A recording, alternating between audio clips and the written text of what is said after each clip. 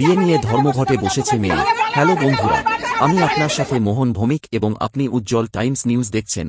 এবারের খবরটি মেখলিগঞ্জের, যেখানে বিয়ের দাবিতে যুবকের বাড়ির সামনে ধর্মঘটে বসেছে এক মেয়ে। ঘটনাটি ছড়িয়ে পড়েছে মেখলিগঞ্জ মহকুমার হলদিবাড়ি ব্লকের দেশবন্ধু পাড়া এলাকায়। মেয়েটি জানায় দেশবন্ধু পাড়ার সৌরভ সরকারের সাথে তার বছরের পুরনো সম্পর্কের কথা, এবং তিনি বলেছেন যে তার সম্পর্কের অস্বীকৃতির কারণে তিনি বর্তমানে ধর্মঘটে বসতে বাধ্য হয়েছেন। এই ছবিতে যে ব্যক্তিকে দেখা যাচ্ছে তার নাম সৌরভ, এবং গত 1.5 বছর ধরে এই মেয়েটির সঙ্গে তার সম্পর্ক চলছে। বলছিলাম কি ব্যাপার, কি ঘটনা করছে সেই বিষয়ে যদি বলো। আমার সাথে 1.5 বছর ধরে রিলেশন আছে। কার? সৌরভ সরকারের। এখন হুট করে বলে কি রিলেশন রাখবো না, সম্পর্ক রাখবো না, বিয়ে করতে পারবো না। সেটা বললে তো হবে না, আমার সাথে যা হয়েছে ওগুলোকে ফিরিয়ে দিতে পারবে সব। বলছিলাম কতদিনের সম্পর্ক তোমার সাথে? 1.5 বছরের। আচ্ছা, তারপরে কখন এটা মানে এই পর্যায়ে পৌঁছলো? ওকে আমি বললাম যে আমাদের মধ্যে হয়েছে যখন, এটা আমাদের মধ্যে সমাধান করে নেই। ও মানে ভালো কথাও বুঝতেছিল না। তারপরে আমি হসপিটালে ভর্তি ছিলাম, তাও একবারও খোঁজ নেয় নাই। তারপরে এইটা আমি করতে বাধ্য হইলাম। মানে কি করছো আজকে?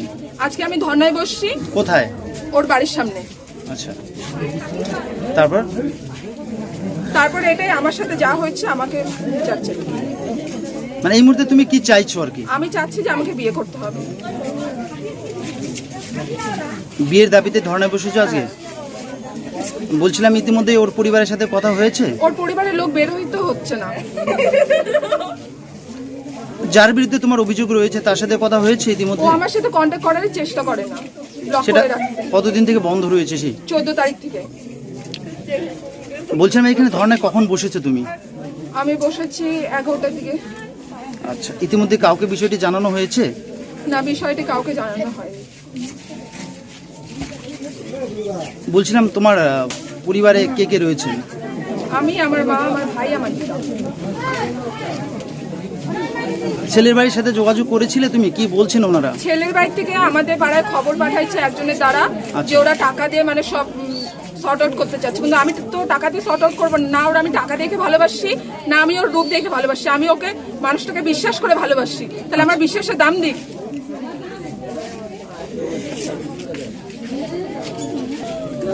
বলছিলাম দিদি, তোমার কাছে কোনো এভিডেন্স রয়েছে? যা প্রুফ ছিল আমাকে ডাইটে নিয়ে যায়, ওর বন্ধু বান্ধব সব ফোন কাড়ে নিয়ে সব ডিলিট করে এসেছে। এই প্রুফ বলতে খালি এই 2-3টা ছবি আসছে। আচ্ছা, আর ওইখানে গিয়ে ওদের সাথে আমার কি কথা হয়েছে না হয়েছে ওটা রেকর্ডিং আছে। তালা কোম্পানিতে কি হয়েছিল বলতে পারবে? হ্যাঁ, তালা কোম্পানিতে আমাকে ডাকা হয়েছিল, যে আমাদের মধ্যে ঝামেলা চলতেছিল, সবকিছু সর্ট আউট করার জন্য আমি গেলাম। তা ও আমাকে ভালো মতো বললো যে আমি সম্পর্ক রাখতে পারবো না, এরকম ব্যাপার। আমি কেন পারবে না? তোমাকে তো আমি কোনো কিছু মিথ্যা জানাই নেই, সবকিছু জানাই গেছি, আমার ফ্যামিলি বিষয়, আমার বিষয়। তখন তুমি রাজি ছিলে, এখন তুমি হুট করে বলবা যে আমি রিলেশন রাখবো না, বিয়ে করবো না, তা তো হবে না। সাথে ছিল কার্তিক, উজ্জ্বল, সৌরভ, আরেকজন ছিল। তারপর সেখানে কি হয়? ওইখানটা আমি মানে ওরা এমন এমন কথা বলছে, ওইখানে আমি সেন্সলেস হয়ে গেছি। তারপরে আমার কিচ্ছু মনে নেই। তারপরে তো আমি বলে অজ্ঞান হয়ে গেছিলাম ওইখানে। তারপরে আমাকে হসপিটালে ভর্তি করেছিল, হলদিবাড়ি থেকে ট্রান্সফার করেছি মেখলিগঞ্জে। কয়দিন ছিল ওখানে? ওইখানটা আমি 4 দিন ছিলাম। ডাক্তারবাবু ছুটি দেবে না, তাও আমি ছুটি নিয়ে আসি। কোনো যোগাযোগ করেনি হসপিটালে? ছিল না, কোনো যোগাযোগ করে, দেখতেও যায় নাই। আর ওর বাবার মিথ্যা কথা লটাইছে যে আমাকে বলে দেখতে গেছে। এখন তোমার শারীরিক অবস্থা কেমন রয়েছে? এখন আমার শারীরিক অবস্থা একদমই ভালো না। আমার মেডিকেল দেখতে পারো, কাগজপত্র সব আছে। কি বলেছেন মেডিকেল রিপোর্টে? ডাক্তার বলেছে যে এখন ছুটি হবে না, আপনি একদমই দুর্বল, শরীরে একদমই রক্ত নেই, তাও আমি ছুটি নিয়ে আসি। এই অবস্থায় তুমি অসুস্থ শরীর নিয়ে এখানে ধর্নায় বসছো, কি বলবা? কতক্ষণ পর্যন্ত চলবে এই ধর্না? যতক্ষণ পর্যন্ত ওর বাড়ির লোক বের হবে না, কোনো সমাধান হবে না এটাই, ততক্ষণ পর্যন্ত চলবে। বলছিলাম কি হয়েছে দিদি? আমার মেয়ের সাথে 1.5 বছর থেকে সম্পর্ক। তখন বলেছিল যে হ্যাঁ আমাদের বাড়ির এই অবস্থা। বলছে ঠিক আছে, তো আমি তো তোমার মা বাবাকে ইয়ে করবো না, তোমাকে রেখে আমি বিয়ে করবো, ঠিক আছে। তারপর আমার মেয়ে বলছে দেখো আমরা গরিব, আমাদের সাথে তোমাদের তুলনা হয় না। তারপরে বলছে যে আমার মা বাবা রাজি না হলে আমরা পালিয়ে বিয়ে করবো। কিন্তু এখন আমার মেয়ের সাথে এই ব্যবহার করছে কেন? বলছিলাম আপনার মেয়ের সাথে এই ছেলের সম্পর্ক কয়দিনের? 1.5 বছরের। আপনি কখন জানতে পেরেছেন? আমি তো এই বাড়িতে আসার পর জানতে পারলাম যে আমার মেয়ের সাথে এই অবস্থা। কতদিন হলো জানা আপনার? আমার জানা হলো 2 বছর, 2 মাস হলো। আচ্ছা, তো এখন কি সিদ্ধান্ত নিয়েছেন আপনি? আমি চাচ্ছি যে আমার মেয়ের সম্মান ইয়ে করে চায় তাকেই বিয়ে করতে হবে, ব্যাস। এর থেকে আমি আর বেশি কিছু চাচ্ছি না। বলছিলাম এই ধর্নার আগে ছেলের বাড়ির সাথে কি কথা হয়েছিল? আমরা যোগাযোগ করতে চাইছিলাম, তখন আমি শুনলাম যে ওরা যোগাযোগ করবে না আমাদের সাথে, আর যদি আমরা থানায় কেস করি তাহলে ওরা পয়সা দিয়ে কেসটাকে মিটমাট করে দেবে, তার জন্য আমরা কেস করি। তো এখন কি চাইছেন? আমি চাচ্ছি আমার মেয়ের বিচার। তো ধর্ণা কতক্ষণ চলবে? যতক্ষণ ওরা বাড়ির ফ্যামিলি না বসবে ততক্ষণ থাকবে।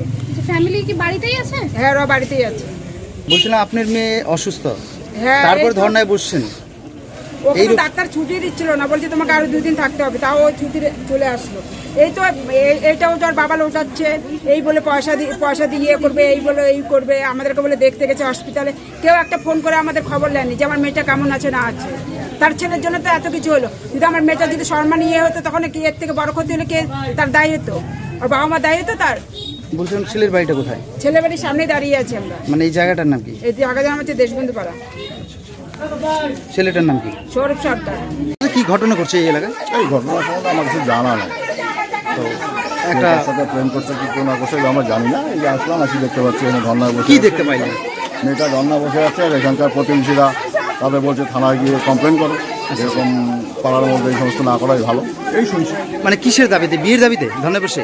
আর বিয়ের দেবী না কি দেবী সে মেয়ে বলতে পারবে, সেটা আমি বলতে পারবো না। মানে মূলত ধর্নায় বসেছে একটা মেয়ে। ধর্নায় বসে। আচ্ছা, বলছিলাম দুজনই কি হলদিবাড়ির লোকাল?